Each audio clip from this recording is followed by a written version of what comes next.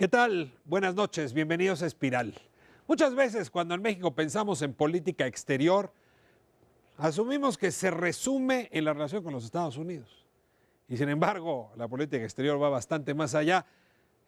Tiene que ver con relaciones multilaterales y sobre todo con relaciones muy potentes con las otras naciones que juegan como grandes jugadores en el escenario internacional.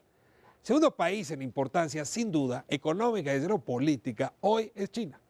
Y desde esa perspectiva sí vale la pena preguntarnos cómo hemos venido jugando en los últimos años esa relación con la otra potencia. Una potencia que tiene un mercado interno enorme, que tiene una influencia grave en los asuntos bursátiles, económicos, políticos, en fin, del orbe.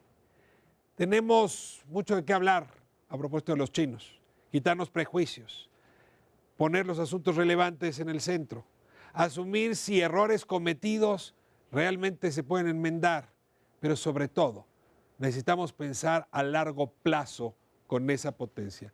Nuestra viabilidad como nación que juega asuntos graves, insisto, en la discusión internacional, pasa por tener una relación virtuosa con China.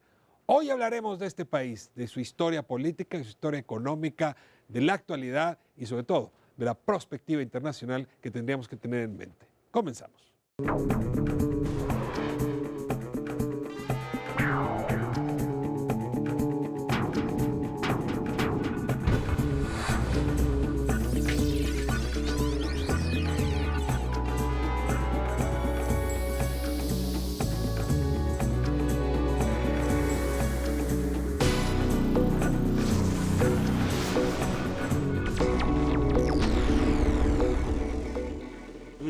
The adjustment of the renminbi, especially downward adjustments, will have a stimulating effect on exports.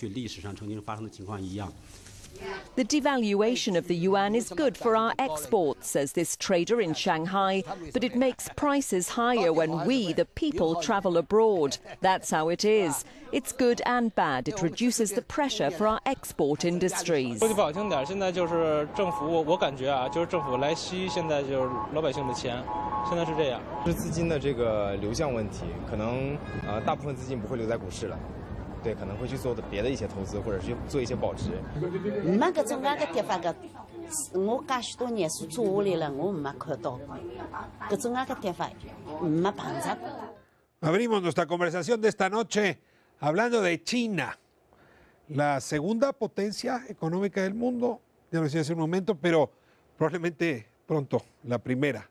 En ese sentido vale la pena estar cerca, próximos a la observación de este país. Y para eso le he pedido a dos, lo voy a decir en ese orden, amigos que conocen a profundidad las dinámicas de ese país y la relación nuestra, mexicana, con China. Entonces, voy a aprovecharlos lo mejor posible. Y como es tradición aquí en Espiral, pues antes de pasar al diálogo y el debate, les voy a pedir que se presenten. Embajador Anguiano, qué gusto tenerlo de vuelta en Espiral. Mucho gusto, Ricardo. Bueno, yo soy Eugenio Anguiano, economista. Me interesa mucho China porque me tocó la fortuna de ser el primer embajador de México ante la República Popular China, no ante China. Nosotros tenemos relaciones con China desde 1899 y hemos tenido embajadores casi desde el principio del siglo XX, pero fui el primero ante el gobierno de la República Popular China. La Nueva España envió representantes a China. No, la Nueva España llegó nada más a Cantón, en la periferia. Es una historia muy interesante, muy interesante. Y eran los novohispanos los que tenían el interés por entrar con China. Pero bueno, esa es la historia. Yo les digo que eso soy yo, un hombre que me ha interesado ese país en lo económico, en lo político. Y además, como me tocó la última etapa de la China popular de Mao, pues ya tengo muchos puntos que contrastar con lo que está pasando ahora. Y toca vivir la emergencia de Deng Xiaoping, que es un parteaguas fundamental. Me tocó ver la rehabilitación primera de Deng, que se dio en el año de 1973, cuando llegó de visita de Estado el presidente Luis Echeverría, en abril. Ahí, en una comuna que se llamaba La Siempre Verde, tenía dos nombres, eso refleja lo que son los chinos. La Comuna Siempre Verde o la Comuna de la Amistad Sino-Coreana, ¿no? Entonces como no éramos un país comunista. Eugenio, lo voy a cortar, A ver. presento a Francisco y nos regresamos a esta historia. Ya me estaba- Me da mucho gusto ser Francisco Rojas Mañón. Bienvenido a Espiral y otro chinólogo. Solo corrijo el nombre porque me llamo Carlos, que Perdóname, que me gusta más que Francisco. casi debería yo repetir el me, programa. me gusta más que Francisco. Incluso mi segundo nombre, que es Antonio, o sea, también me gusta más que Francisco, ¿no? Hace usted muy bien. Francisco se me hace muy humilde, muy lindo, etcétera, pero Carlos se me hace imperial. ¿no? Carlos es imperial Sí. y tiene una larga Sí. tradición. La razón por la que yo tengo una relación con China es de muy vieja data, pero los últimos 15 años he sido presidente del Comité de Hombres de Negocios México-China por parte del COMSE. Carlos, ¿por qué presidente del Comité México-China? La verdad neta Sí. es porque mi amigo Mario Avedrop, en su lecho de muerte, siendo yo presidente nacional del COMSE y él presidente del Comité de Hombres de Negocios México-China, de hecho, 28 horas antes de que se muriera, me pidió que me iba a encargar del comité, ¿no? ¿Ya estaba usted relacionado con China antes? Sí, ¿Ya tenía sí. labores de concertación y de Así es. vinculación? Bueno, yo le compraba parafina a Mitsubishi, Ya. porque en un país tan católico como este es muy buena idea hacer veladoras, y en un país en que lo que entonces era el suministro de luz eléctrica era tan magnífico como era buena idea hacer velas, y se lo compraba Mitsubishi, una empresa japonesa, hasta que me di cuenta que los japoneses se lo compraban a los chinos, multiplicaban el precio por 2 y me lo vendían. Entonces dije, mejor voy a China y se los compro yo a los chinos, ¿no? Es de los empresarios mexicanos que desde hace mucho tiempo empezó a entender esa economía y a tener Así relación. es. Sí. Carlos, me da mucho gusto tenerlo aquí. Y ahora sí, si nos permite, pues regresamos a la historia Por que favor, me traía es entretenido. A ver, entonces, a ver, extraordinaria. Deng Xiaoping es hoy considerado el parteaguas, no voy a decir el padre, pero sí, quizá uno de los grandes promotores de la China que hoy estamos viendo desarrollarse. Pero usted hablaba, embajador, de un Deng Xiaoping que fue rehabilitado, Sí. porque antes estuvo Había sido deshabilitado. purgado durante la Revolución Cultural junto con el presidente de la República. Deng era entonces secretario general del partido, nada menos. Y desapareció de la luz pública en 66 y fue rehabilitado por instrucciones de su mismo verdugo político que era Mao Zedong, porque Mao se dio cuenta que se le estaba muriendo ya Zhou Enlai y no tenía un buen operador político. Mao, en todo su radicalismo, que impulsaba políticas fuertes, muy alejadas del mercado, desde luego, no confiaba en los radicales. Entonces, viene la rehabilitación de Deng, después se muere Mao, hay un periodo de lucha faccional y emerge como el hombre fuerte Deng. Todo esto dentro del Partido Comunista. Claro, ahí no se mueve nada que no sea el Partido Comunista de China. Eso es lo que cuenta. El partido puede cambiar las políticas, puede cambiar el enfoque, pero el partido es el mismo. Deng nunca ocupó un cargo formal de número uno. Nunca fue jefe del Estado, nunca fue jefe del partido, nunca fue primer ministro. Era segundo en todo porque él sabía lo que le pasaba a los primeros. Entonces, para mí, Deng fue el que restituyó o restableció las instituciones chinas, las políticas, las instituciones que había creado Mao y que el mismo Mao había destruido en los 60. Ahora, Deng Xiaoping tiene ángulos muy interesantes de análisis, pero uno, quizá el más atractivo, es observar cómo le da rumbo a la economía china. Cuando, quizá la frase no es exacta, pero la voy a Deng recordar. Xiaoping, en la apertura de la asamblea, que es, digamos, el Congreso del pueblo, ¿no? El equivalente a Cámara de Diputados, Senadores sumados, se aventó un discurso en 1 de mayo, si mal no recuerdo, pero Eugenio se acordará mejor que yo, del año 82 o 81, en el cual dijo, ser rico es maravilloso, todos deberíamos de tratar de ser ricos. Y a partir de ahí como que China cambió bastantito. Y hay una frase de él, no sé si es previa, hablando de la riqueza justamente, o sea, en realidad no importa cómo se case al ratón, no siempre y cuando uno pueda cazar al ratón, no importa cómo. ¿De qué es decir, colores? la vía del comunismo, sí, sea blanco, sea negro. No importa que el gato sea negro o sea blanco. No importa que el gato sea negro o sea Que blanco. sepa para agarrar ratones. Esa es una frase de Deng de los años 60, antes de que lo purgaran. Eso reflejaba la visión de un hombre que nunca presumió ni intentó ser un teórico. Sí. Él era un práctico. Y por eso, para mí, el papel fundamental no es la reforma económica, sino el restablecimiento de las instituciones creadas en los años 50. Instituciones que establecen que la supremacía está en el partido y que luego vienen los demás órganos del Estado. Una vez restituida esa institucionalidad, fue posible hacer cualquier cambio radical en la economía. Moraleja, sin instituciones sólidas de un país, No se puede. no se puede. Así es. Digo, vamos a crecer mucho si con qué instituciones. Ahora, ciertamente logra introducir principios de la economía de mercado. Hay emprendedores chinos que empiezan entonces a desplegar sus habilidades. El chino siempre ha sido, por cierto, bastante buen comerciante. Sí. Y de pronto vemos, ya 15 años después o 10 años después de este discurso de 82, una China que alcanza tasas de crecimiento sorprendentes, ¿no? Promedios de tasa de crecimiento de 17%, ciudades como Shanghái que se desarrollan, de pronto toda la China interior se empieza a desarrollar. Es decir, lo cual empieza a sorprender al mundo, incluso a atemorizar al mundo, ¿no?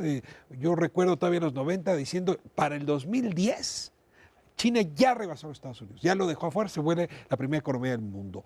¿Es Deng quien hace posible este despegue, Carlos? Bueno, yo creo que, como dice muy bien Eugenio, ¿no? Al restituir Deng Xiaoping las instituciones creadas inmediatamente después de la revolución, ¿no? Lo que hizo fue darle una estructura permanente a la República Popular China. O sea, desde entonces, como aquí hablamos de sexenios, allá se habla como de décadas, ¿no? Y no es una persona, el presidente, el premier, el Consejo de Estado. O sea, hay una estructura que se debe respetar, ¿no? A veces, como es el caso hoy del presidente Xi, se acumulan todos los cargos en una sola persona, ¿no? Que va, pues, camino a transformarse en el Mao del siglo XXI. Pero adelante, déjame nada más entender ese salto. Ayúdenme a entender ese salto. ¿Es simplemente un país con un territorio grande? ¿Es simplemente un país con una población muy grande? ¿O de plano fue una serie de objetivos que permitieron ese despegue? No, yo creo que no. Además, yo difiero mucho de las posiciones que dicen que Deng fue el que abrió la economía. Bueno, sí, en su época empezó la apertura económica. Apertura que se había anunciado en 1965, antes de la Revolución Cultural. La había anunciado Zhou Enlai mismo. Pero para poder entender cómo fue posible que tan rápidamente la economía china creciese a las tasas que crecería después, simplemente porque se abrió al mundo, hay que recordar lo que dejó Mao de herencia. Mao deja una mano de obra alfabetizada, que es muy difícil con el idioma chino tan anacrónico, no grandes niveles de cultura, pero alfabetizada, y una mano de obra dócil y disciplinada, controlada, uno. Y dos, una sociedad acostumbrada a acumular capital, su contraparte, a ahorrar muchísimo. Es así una cultura milenaria. No, pero además de la misma, sin ir tan lejos, así se construyeron los primeros años de la República Popular China, con mucha intervención de ayuda de los soviéticos. Pero se hizo, yo vi fábricas en China de los 72, 73, que eran fábricas que habían dejado los japoneses. Y con esas fábricas viejas, y con una mano de obra alfabetizada y controlada, pues vestían entonces 800 millones de personas. Muy mal, muy feo, pero las vestían y las calzaban. Y lo mismo se puede decir en los otros componentes de la economía tanto de consumo como de producción. Ahora, Sin eso no se puede entender lo que viene después.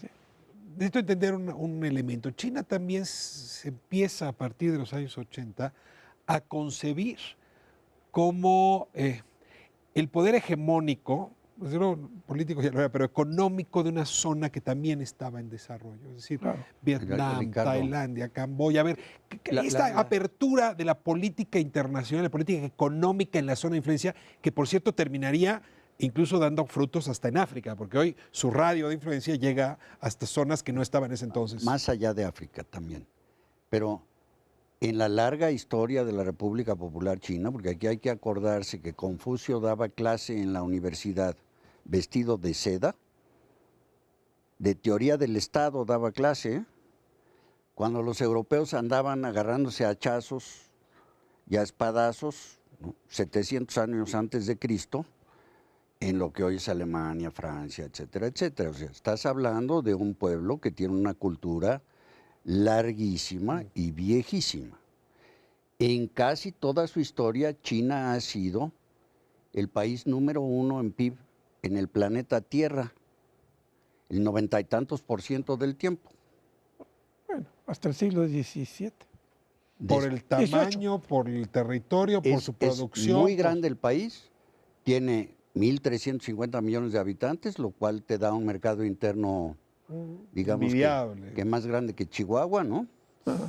Y una población, como dijo Eugenio, si no con doctorado, sí básicamente educada hasta nivel secundario, con un solo idioma, porque en lugar de los dialectos diversos que había, Mao los obligó a todos a aprender chino mandarín. Entonces pueden hablar el dialecto que sea más chino mandarín, pero en la escuela se enseña chino mandarín. Entonces hay una cohesión que ha permitido que un gobierno de un solo partido, que son, digo, tiene 100 millones de miembros, que es bastante grandecito, pero es un solo partido, siga gobernando a China después de 70 años, ¿no? Siempre está esta discusión que dice que, bueno, a final de cuentas el autoritarismo es una buena vía para el desarrollo económico. Y ahí está China siempre como ejemplo para usarse. Un poco los provoco con esta lógica, porque cuando me hablan instituciones, pero es un solo partido, en fin, donde la pluralidad es un poco complicada, la democracia no está presente, hay diálogo, pero no democracia. Me quedo con esta duda de quienes dicen, bueno, es que si tuviéramos un sistema con el chino, ¿cómo no creceríamos como ellos han crecido? No el sistema, no es el sistema, son las instituciones que restauró Deng, son instituciones que no tienen nada que ver con un sistema político como el que aspiramos nosotros. No tiene nada que ver con un sistema democrático representativo, ni tiene nada que ver con distribución de poderes en el Estado. Tienen que ver con otro concepto, que es llevar al país en el largo plazo a ser número 1 en el mundo. Y no solo el caso de China, es el caso de casi todos los países de Asia Oriental. Japón es otro ejemplo, con todo y que es una democracia ahora con muchos defectos, con un partido que ha dominado el escenario como aquí lo ha dominado el PRI. O tienes el caso de Singapur, que es una democracia muy selectiva, o el caso de Corea del Sur. China culturalmente influyó a Corea, a las penínsulas de Corea, a Vietnam y desde luego Japón, hasta el siglo X. Me tengo que ir a corte, pero sí les dejo sembrados. Es decir, hubiese sido impensable un despegue como el que vimos en China, con un sistema distinto, autoritario. Me voy a corte. Buena pregunta.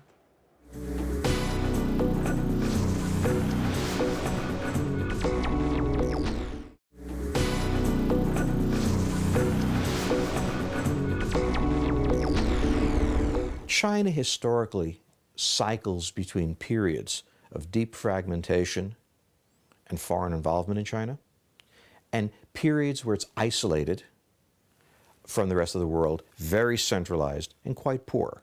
The Chinese have severe internal economic problems, the most important of which is that their entire economy depends on exports. The future of China depends on the willingness of Walmart to buy Chinese goods. If the United States catches cold, China catches pneumonia. And this is the problem that the Chinese have. They're not in control of their economy. My expectation is that we are going to see China fragment again. As to becoming a great power, that's almost impossible for China to do. Because even though it has a huge portion of humanity, geographically they're isolated. Between the Himalayas, impassable Siberia, the deserts of the West, and the Pacific Ocean, their ability to project power has never been very great. China's greatest challenge has always been to keep China together. Bueno, regresamos a hablar de China. Lo que anterior lo dedicamos un poco a la historia, vamos a tener que movernos más hacia el presente, pero déjame cerrar con la pregunta que hacía hace un momento. Que para mover China como se movió, solamente un sistema autoritario, que una alternativa no hubiera permitido construir este país que hoy vemos. ¿Cierto o falso? Y les pido que Incierto, yo diría. Incierto, porque es muy difícil construir la historia si hubiera pasado tal o cual cosa. Pero el proceso, sí, la revolución china no es solo la revolución comunista. Arranca con la revolución de Sun Yat-sen a principios del siglo XX. Y eso, el Kuomintang es hermano gemelo del Partido Comunista de China. El Partido Comunista de China lo hizo la Internacional Comunista, el Kuomintang, mientras que el Partido Nacionalista tenía sus raíces propias. Y en los primeros años, el proceso de democratización de China avanzaba hasta que se dio cuenta Sun Yat-sen, el padre de todo esto, que el pueblo chino estaba maduro para la democracia, y entonces inventó la idea de un periodo no definido de tiempo, de lo que iba a ser un periodo donde el Estado chino iba a ser la institutriz de la sociedad. El Estado que crea las condiciones para que eventualmente se haga una democracia. Ahora, lo pregunto por lo siguiente. Traigo aquí una reflexión de George Friedman, fundador de Stratford Intelligence, que hace 10, 12 años decía, no se ilusionen, este desarrollo imparable de China no será posible sostenerlo en el tiempo. Uno de los argumentos que da es, ese desarrollo económico requiere mayor pluralidad política. Y dado que China y su Partido Comunista no están dispuestos a ofrecer esa pluralidad política, hay un momento que eso va a ser colisión. Y entonces vamos a ver, lo cito, una disminución, una desaceleración en la tasa de crecimiento. Va a tener que frenar el gobierno ese desarrollo, porque si no, el divorcio provocado por el propio desarrollo va a hacer que China se vuelva una olla express. Lo dijo 98, hoy estamos viendo en efecto que no hay democratización y que hay desaceleración. Y hay quien diría, Friedman tenía razón. Yo digo que Friedman no tenía razón, es otro estadounidense más que enjuicia a China con ojos de estadounidense y pretendiendo que China sea una democracia representativa con elecciones cada X y no sé qué y no sé cuánto, y con un imbécil como cierto señor con un copete así, diciendo idioteces. Esto de la desaceleración fue causada intencionalmente por el liderazgo. Cuando Xi llegó allí, dijo 3 cosas. El desarrollo futuro tiene que ser verde. O sea, en lugar de estar dando prioridad al desarrollo económico sobre el ambiente, vamos a darle prioridad al ambiente sobre el desarrollo económico. Segundo, vamos a acabar con la corrupción, o voy a acabar con la corrupción, como quieras. Tercero, el desarrollo tiene que llegar al resto de China, no se puede quedar en la costa. En la costa de China, tiene que llegar al norte y al oeste de China. Las 2 primeras decisiones implican cosas muy graves. Cierra las carboníferas, las termoeléctricas que queman carbón, cámbialas a nucleares o a plantas termo que quemen otra cosa. ¿Por qué? Porque no se podía ya respirar en Shanghái, en Beijing, etcétera, etcétera. O sea, la desaceleración... Reduces la velocidad de aceleración a fuerza. A ver, la desaceleración, dice Carlos, se debe fundamentalmente a la decisión del presidente Xi. Pero por el otro lado, pues yo observo una caída de las exportaciones chinas. Sí, pero no, además no es cierto. El anuncio inicial de que había que, le llaman ellos rebalancear el crecimiento económico para dejar de acumular tanto capital, invertir tanto y depender de la palanca de las exportaciones para ir al consumo interno, viene de Hu Jintao. Él tenía 4, cada periodo ha tenido su fraseología, y él tenía 4 frases. Una de ellas era la sociedad armoniosa. ¿Por qué? Porque el crecimiento tan rápido de China, cuando se abrió, generó desigualdades económicas que no había antes. Entonces, el crecimiento rápido genera desigualdad. Así es. Entonces el concepto de que no podían sostener ese ritmo de crecimiento viene desde Hu Jintao. Xi Jinping simplemente lo acelera, lo retoma y lo dice con otras palabras. Incluso le mete esta cosa que es muy peligrosa del sueño chino. Pero el proceso, la decisión venía desde antes. Y venía desde antes porque ningún modelo se puede sostener tanto tiempo. Eugenio, ¿tú coincides con lo que dice Carlos? Que la decisión de desacelerar, de mover la palanca, la tomaron ellos. Ellos. No, punto. No es el mundo. No George Freeman, ¿eh? No, pero Freeman... Es que el argumento de Freeman es interesante. Es decir, el crecimiento rápido disloca, y en ese sentido entonces tienes que frenar el crecimiento, porque si no ese dislocamiento te genera conflicto social. O sea, no es una cosa... Y no siendo Freeman santo de mi devoción, yo creo que tiene razón, y que llega un momento en que la inflexibilidad política de un régimen no puede estar siempre ahí y que al mismo tiempo crezca la economía. No es posible. Eso no lo quieren aceptar. Ese concepto, los dirigentes chinos no lo quieren todavía digerir. Digirieron el primero, que es imposible sostener ese ritmo de crecimiento para un país del tamaño de China sin envenenar al país, como dijo, sin envenenar la atmósfera de Asia, como dijo Carlos ahora. No se puede. China toma esta decisión, aquí están los argumentos, y esto empieza a impactar muy rápido al mundo. Es muy impresionante cómo crisis bursátil en China y aquí en México los mercados reaccionan como en efecto, como si Estados Unidos enteros estuviera cayendo sobre nosotros. A ver, vamos a ponerlo en contexto. Sí. Primero, el mercado de valores de Shanghái, en el contexto de la economía global de la República Popular China, es absolutamente irrelevante.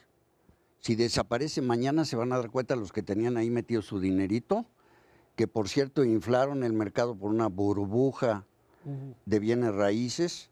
El mercado creció, sin embargo, 156%, que a todo el mundo se le olvida mencionar, en los últimos 16 meses, y luego ha disminuido 12% en las últimas semanas. El mercado inmobiliario le pega a la bolsa china. Así es. Sí, porque estaban pidiendo prestado para comprar en margen más acciones. El mercado, como todos los mercados del mundo, se está autocorrigiendo y le falta todavía. El mercado chino se va a ajustar. Y le va a seguir bajando. Y espero que no nos espantemos porque no tiene importancia. Explícame, Carlos, por qué aquí, que no tenemos nada que ver con el mercado inmobiliario de Shanghái, hubo un movimiento tan brusco de bolsa. Te lo voy a decir en una sola frase muy simple. Los que están en la bolsa a cargo de tu dinero, ganan dinero, compran o vendan acciones.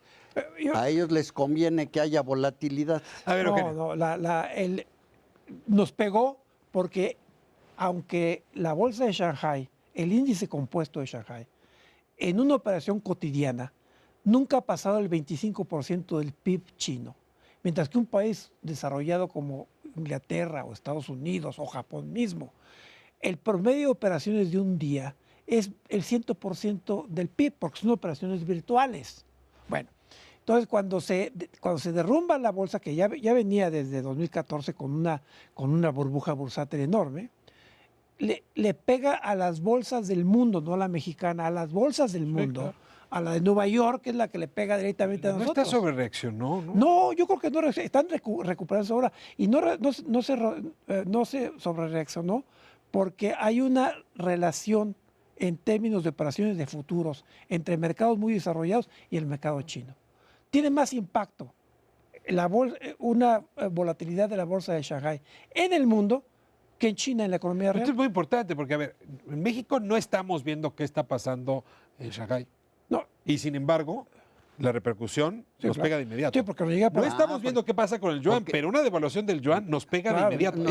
China nos impacta mucho más de lo que queremos pero aceptar. Por Nueva York. Nos llega vía Nueva York, pues ese es el problema, ¿no? O sea, la relación no es directa. El porcentaje que las exportaciones mexicanas a China son de todas nuestras exportaciones es 0.6%. Pero déjame volver a algo del impacto. Pues nos pega por la vía Por los mercados. por los El mercados impacto que le pase a los Estados Unidos, ese es el que nos pega a nosotros. Los mercados globales, eso nos pega, estamos conectados. Pero el impacto del fenómeno económico chino sobre el mundo empieza en la economía real y empieza desde fines de 2014. Y es cuando China empieza a desacelerar sus importaciones. China le estaba comprando al mundo, cifras más o menos globales, el 60% de la producción de cemento del mundo, el 40% del cobre del mundo, casi el 50% del combinado, los hidrocarburos, carbón y petróleo, etcétera. Empiezan a desacelerar las compras de estos sin que todavía se cayera el crecimiento general por acumulación exagerada de inventarios. Y entonces, ¿quién sufrió primero? Sudamérica. La crisis actual de Brasil es un resultado directo de que las compras de los chinos a Brasil se cayeron. Curioso, nosotros casi no les compramos nada y no nos pega comercialmente. No nos pegó directamente a nosotros en términos de nuestras exportaciones. O sea, resultó una ventaja no estar tan ligados comercialmente. Excepto en la cambiaria. Tampoco, pero a ver, ¿a quién le pega que los chinos dejen de comprar frijol, soya, mineral de hierro, mineral de cobre, etc.? A quien exporta commodities. ¿Quién exporta commodities? Argentina, Brasil, Chile. Mismo Chile, sí. Para beneficio del público define commodities. Materias primas estratégicas. Son materias primas estratégicas, mineral de cobre, mineral de hierro, petróleo, etcétera, etcétera. Nosotros no vendemos petróleo a China. Empezamos a vender poquito. Luego, ¿a quién más le pega? A sus vecinos. Le ha pegado durísimo a Corea, a Japón, a Tailandia. Yo creo que a Camboya y a Vietnam, aunque se quejen mucho, les ha pegado menos porque los chinos han exportado su industria textil y de manufacturas textiles a Camboya y a Vietnam. Porque, bueno, ya entendí, dejaron de comprarle al extranjero. Pero eso no quiere decir que hubiesen decidido dejar de invertir fuera. Y aquí viene un tema, porque China estaba haciendo una inversión. A ver, de pronto una empresa como Lenovo compra un elemento emblemático, IBM, las computadoras personales. Es decir, y empieza a entrar China con una fuerza enorme en la inversión extranjera. De hecho, pues aquí trataron de llegar con inversiones importantes, el tren a Querétaro, México-Querétaro, parte de eso. A ver, ayúdenme a entender cómo se está moviendo también la inversión extranjera en China, ahora que me dicen que más bien se quiere recuperar el mercado interno. No, es que son dos cosas distintas, dos cosas separadas de la inversión. La inversión de la que tú señalas, Lenovo, o por ejemplo cuando compran la empresa automotriz sueca, Volvo. Es la etapa en la cual los chinos están integrando sus cadenas de producción nacionales. La otra masa de inversiones, que es muy reciente, es cuando China ejerce un músculo de gran potencia económica, o lo quiere ejercer, y llega a Sudamérica, llegan a Brasil, antes con Lula, ahora con la señora Rousseff, y le ofrecen, vamos a meter 40,000 millones de dólares en acelerías, etc. O llegan a Perú y a Brasil, vamos a hacer un ferrocarril de la costa atlántica. Pero una autopista, desde Perú hasta Brasil. Pero todavía no empiezan las inversiones. También un ferrocarril. Sí, pero todavía no empiezan las inversiones. No, es de cuentos. Sí. Imagínate, nada más imagínense lo que está haciendo China de 3 años para acá. Y ese es el gran problema que va a tener, creo yo. Está manejando el concepto de un banco de desarrollo para los BRICS, multimillonario, 100,000 millones de dólares de capital. Están hablando de un banco asiático de inversiones en infraestructura, al cual ya de palabras se han asociado muchos países. Están hablando de la ruta de la seda por tierra y por mar. Están hablando de la danza de los millones. La realidad es que mucho de eso es apenas promesas. Ni siquiera son acuerdos obligatorios. 1, 2, donde sí están invirtiendo es en el control de materias primas. Y por eso África se vuelve tan importante. Ellos mismos están afectados. Porque, ¿por qué le pegaron a Canadá y a Australia? Porque les compraron las minas de carbón y de mineral de hierro más grandes que tienen Canadá y que tienen Australia, se compraron los chinos. Son de ellos. Pero entonces ahí esas inversiones que tiene ahora son estamos hablando casi de $1 billón en español, $1 trillón en inglés, de inversiones en activos. De dólares. De dólares, en activos que en momentos de caída del índice de precios de esos productos se vuelven activos no líquidos. Bueno, no sé si me explico. México y China. México y China. O sea, de pronto, cuando uno ve el mapa enorme, el ferrocarril México-Querétaro resulta una bobada.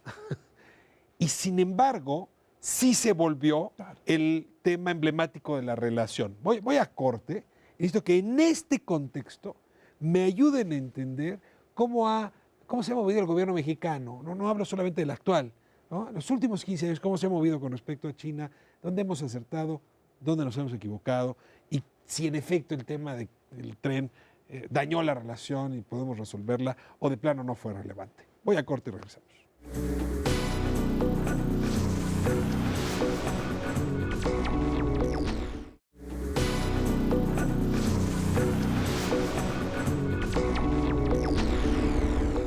There are two intentions from policymakers' perspective. First of all, we need to inject more flexibility in the exchange rate regime.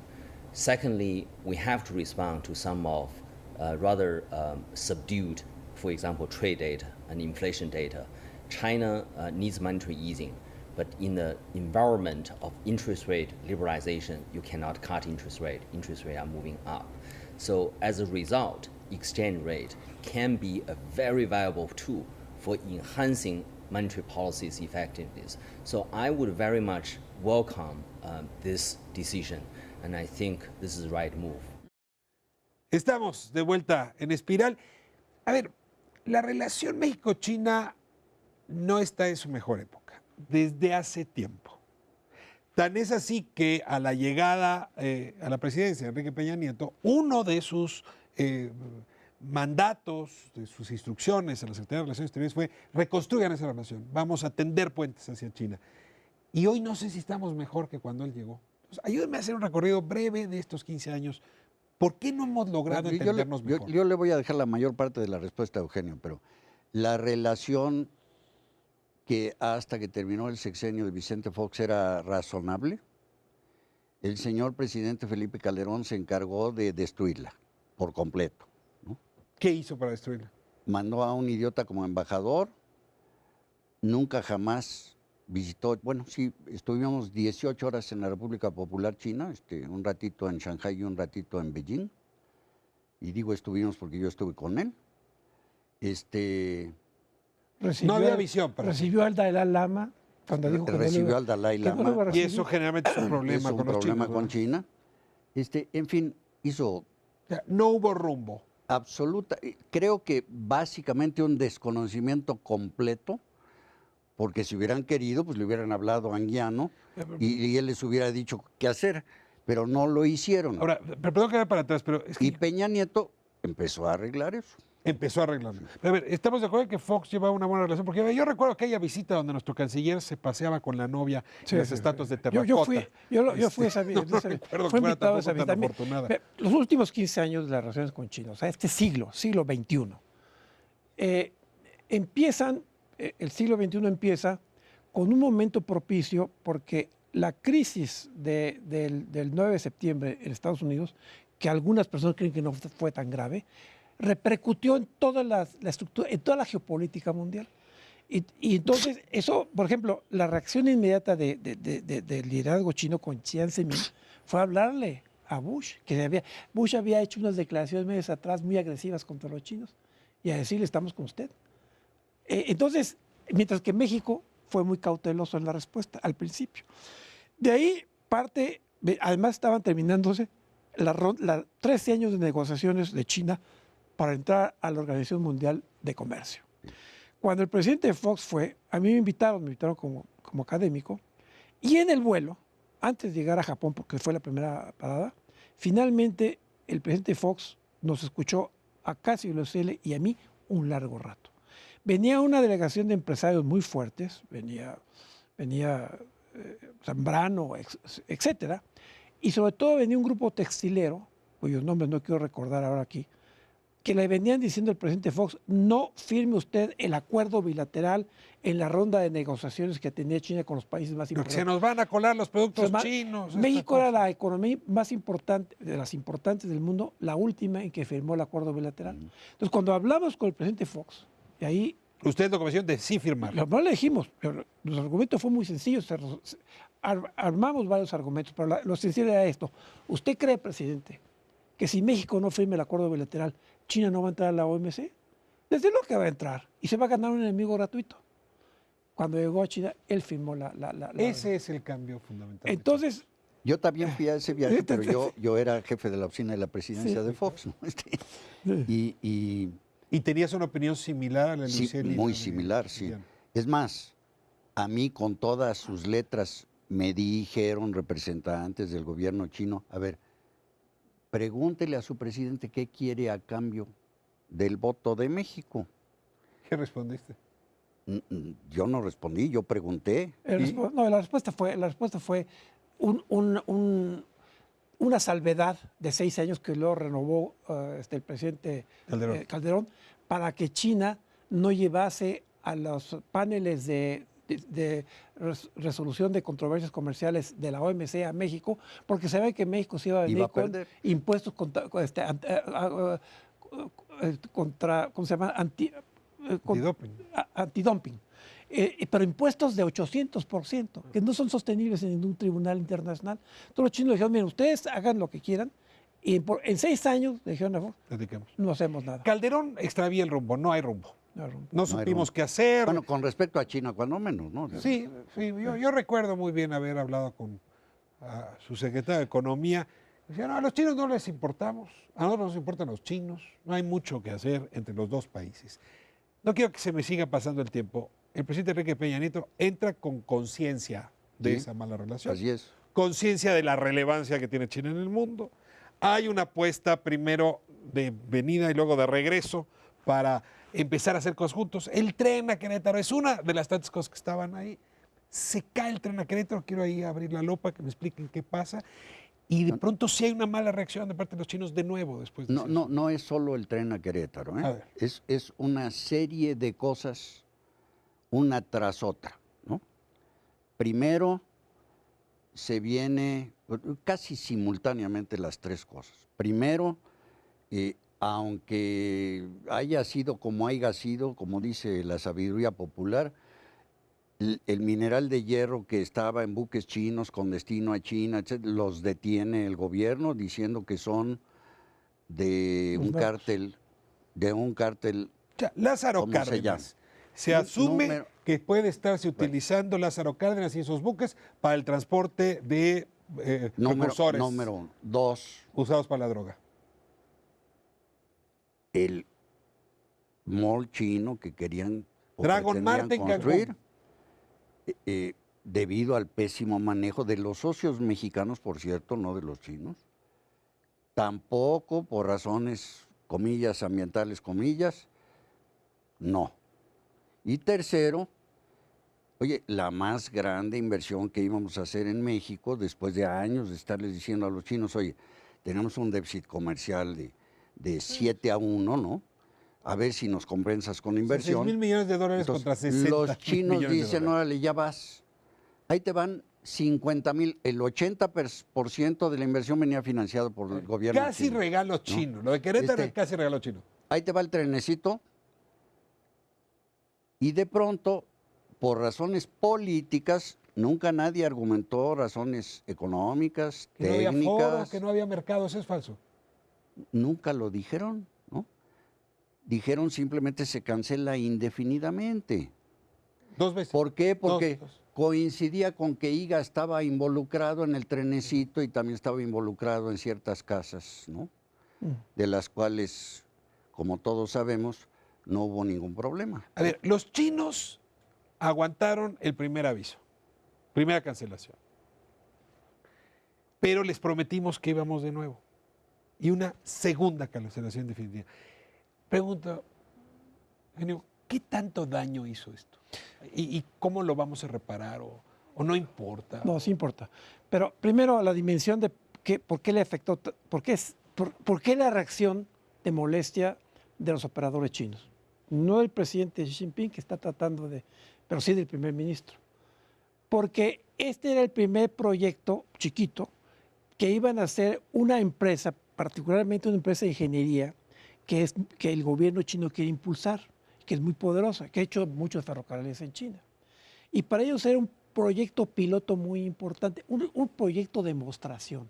Así es. Porque los demás, todavía, este ferrocarril enorme que han anunciado, este proyecto babilónico, pues vamos a ver cuándo sale, ¿no? Pero este era un efecto de demostración. Ya, inmediato, y además de construcción rápida. Entonces, eso les afectó mucho, porque trabajaron, metieron mucha gente. El primer ministro Li Keqiang, cuando fue el presidente Peña Nieto a la reunión de APEC y de pasar hizo la visita oficial ahí, en China, mientras que con Xi Jinping hablaron muy poco del proyecto según se ha trascendido, con Li Keqiang Li sí le reclamó muy airadamente. Un regaño, de hecho. Ahora, afortunadamente alguien, no del gobierno mexicano, Enrique Dussel, un académico, estaba en China en otro foro y estaban ahí varios de los funcionarios de segundo y tercer nivel, los técnicos que habían trabajado en el proyecto de México. Estaban muy enojados. Y Enrique Dussel les preguntó algo muy sencillo. ¿Ustedes no sabían con qué socios estaban metiendo? ¿No calcularon que la empresa que está metiendo eventualmente iba a expresar sospechas por diferencia de intereses, por conflicto de intereses? Porque eso es lo que está detrás de esto. El jefe del Ejecutivo mexicano con esta empresa privada demostró que hay conflictos de intereses. Que lo haya exonerado una secretaria de Estado del mismo equipo del Ejecutivo, eso en el mundo no se lo cree nadie. Entonces, ahí el trasfondo es es factor político por eso. Ahí estamos, ligados o mal ligados con la segunda potencia del mundo que tiende cada vez a ser un mercado más importante, un mercado interno que podría ser muy atractivo para México, una necesidad de tener una relación estable y larga y próspera que no ponga un reloj chino, sino muchos como los llegamos a tener en su momento. ¿Para dónde? Yo les preguntaría, momento de nuevo de recausar, ¿cómo darle la vuelta a la página con el Querétaro? ¿Puede este gobierno hacerlo? ¿Habría que esperar al siguiente gobierno? Mira, este gobierno tiene un plus a su favor. Al presidente Xi le cae bien Enrique Peña Nieto. A pesar de A pesar de todos los pesares. ¿Tienes información de primera mano? En China, en el viajecito del que estamos hablando, el presidente Xi no mencionó la palabra ferrocarril. El primer ministro, de hecho, dijo, parecen una república bananera donde no se respeta la ley, ¿no? Porque se da una concesión, se cancela. Está interesante, el regaño se lo dejaron al segundo de a bordo, no al primero. Al jefe de gobierno. Good cop, bad cop. Policía bueno y policía malo. El policía malo dijo, esto no es una broma, ¿no? Además, si creen que su trenecito de 250 kilómetros es la gran cosa, ayer firmamos uno en Nigeria de 1.600 kilómetros, ¿no? Sí, era emblemático, era. Que por cierto, el famoso ferrocarril de Nigeria no es la construcción de un ferrocarril, es la modernización de uno que ya existía. Y empezaron a hacerlo y se lo pararon. Hay salida, o sea, cuidado. Sí, hay solución, claro que hay en la salida. relación. Y no por simpatías personales. El Estado chino tiene una concepción muy clara. Desde que establecimos relaciones con ellos, por razones de su interés de largo plazo, ellos creen que México es un país importante para establecer con él sociedades de cualquier tipo. Y mira, en pleno crisis digamos, termina el gobierno del presidente Fox, empieza Calderón, y viene el entonces primer ministro Wen Jiabao y firma un acuerdo de la relación estratégica con México. Palabras, pero palabras, el de interés chino. Y lo retoman ahora. Ahora le agregaron, como no saben qué decir, le agregaron una relación estratégica amplia, porque ya se había dicho que la estrategia va a ser amplia. O sea, hay la decisión política, donde falta esa decisión política de mediano y de largo plazo para hacer qué hacemos con China, ese falla en nuestro lado. No sabemos qué pedir. No sabemos cómo actuar frente a esa relación. Y además la ejecución, la implementación, como se dice una palabra que no me gusta, de los acercamientos con China, está en manos de funcionarios de segunda línea que no saben, no tienen autoridad para negociar. Entonces hay acuerdos que no se cumplen. Hay plataformas, reuniones muy importantes que aquí en México están trabajando con una lentitud para hacerlo. Necesito hacer una última pregunta, simplemente para despejar fantasmas. Yo escucho en la calle decir con frecuencia, claro, es que no podemos tener una relación cercana con los chinos porque los gringos se enojan. Se canceló lo de Querétaro porque a los gringos no les gustaba ver que los chinos tuvieran una pata aquí. No creo. ¿Algo de veracidad tiene esta creencia popular? Yo con franqueza creo que mientras que los chinos consideran que en efecto somos una especie de satélite estadounidense, ¿no? El Vietnam de los chinos. chinos. El patio de atrás de los Estados Unidos y por lo tanto hay que tomar la relación con mucho cuidado, etcétera, etcétera. Con toda franqueza creo que a los norteamericanos pues no los tienen sin cuidado, pero... Algo parecido. Si firmamos el famosísimo, ¿cómo se llama? ¿TPP o cómo se llama eso? TPP. Ahí va. Todavía no se acaba, ¿eh? Pregunta en el mismo sentido. ¿No hay una suerte de antichinismo en México? Sí, hay en la población. Claro que sí. Sigue en la población, hay una cosa como, eso es chino, eso es chino. Y porque hay muchos productos muy baratos con los cuales entraron al principio a nuestro mercado, pues existe. Pero volviendo a la... Eso ha permitido que el gobierno mexicano no pague cuentas, ni rinda cuentas por una mala relación estratégica con China. Probablemente. Pero el triángulo Estados Unidos, México, China es mucho más complicado de lo que se dijo. Sí. Cuando México estableció relaciones con China, con Mao, lo hizo justamente cuando estaba Nixon y tratando de entrar a China, que no lo pudo hacer del todo por Taiwán.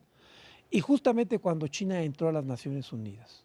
O sea, Echeverría se lanzó al ruedo porque había un cambio de la correlación de fuerzas muy, muy favorable para la apertura china y porque a partir de ahí, en vida de Mao, en ese momento que entró, que la República Popular recupera el asiento de China, a partir de ahí viene la declaración de Mao, se acabó la diplomacia ideológica, nos vamos a la de intereses. ¿Qué gran clase de historia china y de la relación México-China nos han dado a la audiencia el día de hoy?